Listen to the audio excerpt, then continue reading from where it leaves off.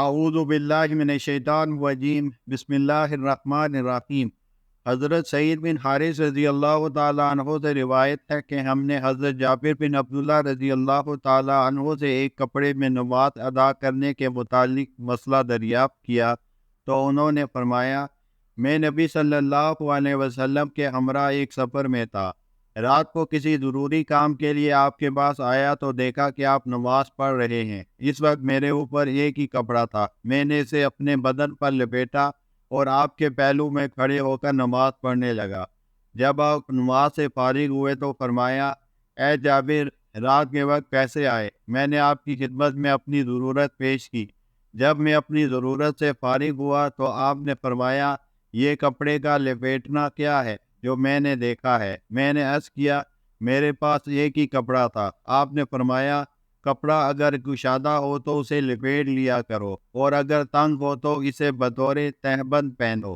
صحیح بخاری حدیث نمبر 361۔ حضرت سہل بن سعد رضی اللہ تعالیٰ عنہ سے روایت ہے کہ نبی صلی اللہ علیہ وسلم کے ہمراہ کچھ صحابہ اپنی چادریں بچوں کی طرح گردنوں پر گرہ لگائے نماز پڑھتے تھے۔ چنانچہ مستورات کو ہدایت کی جاتی ہے کہ جب تک لوگ سیدھے ہو کر بیٹھ نہ جائیں اس وقت تک وہ سجدے سے اپنا سر نہ اٹھائیں۔ صحیح بخاری حدیث نمبر 362۔ حضرت مغیرہ بن شعبہ رضی اللہ تعالیٰ عنہ سے روایت ہے، انہوں نے فرمایا، میں ایک دفعہ نبی صلی اللہ علیہ وسلم کے ہمراہ کسی سفر میں تھا۔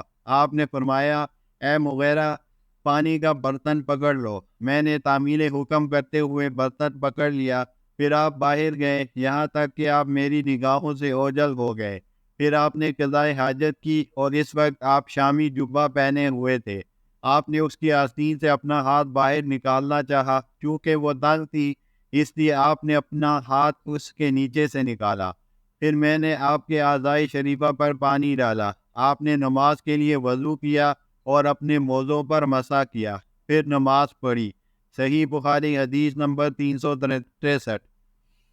حضرت جابر بن عبداللہ رضی اللہ تعالیٰ عنہ سے روایت ہے، وہ بیان کرتے ہیں، رسول اللہ صلی اللہ علیہ وسلم قریش کے ہمراہ تعمیر کعبہ کے لیے پتھر اٹھاتے تھے۔ آپ نے صرف تہبند باندھا ہوا تھا۔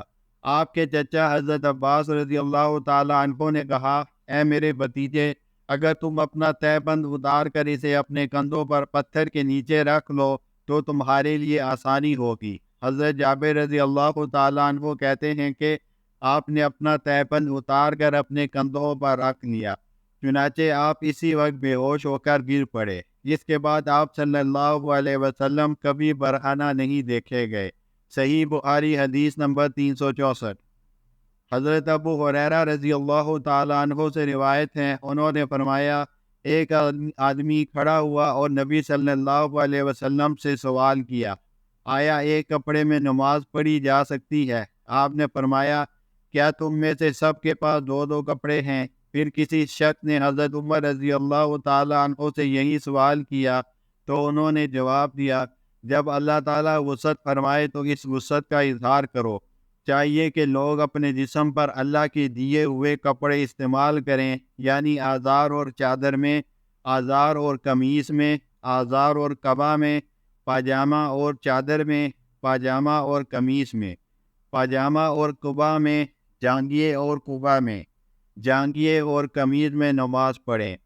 حضرت ابو ہریرہ رضی اللہ تعالیٰ عنہ کہتے ہیں، میں گمان کرتا ہوں کہ حضرت عمر رضی اللہ تعالیٰ عنہ نے جانگیے اور چادر میں ادائیگی نماز کے متعلق بھی فرمایا تھا۔ صحیح بخاری حدیث نمبر 365۔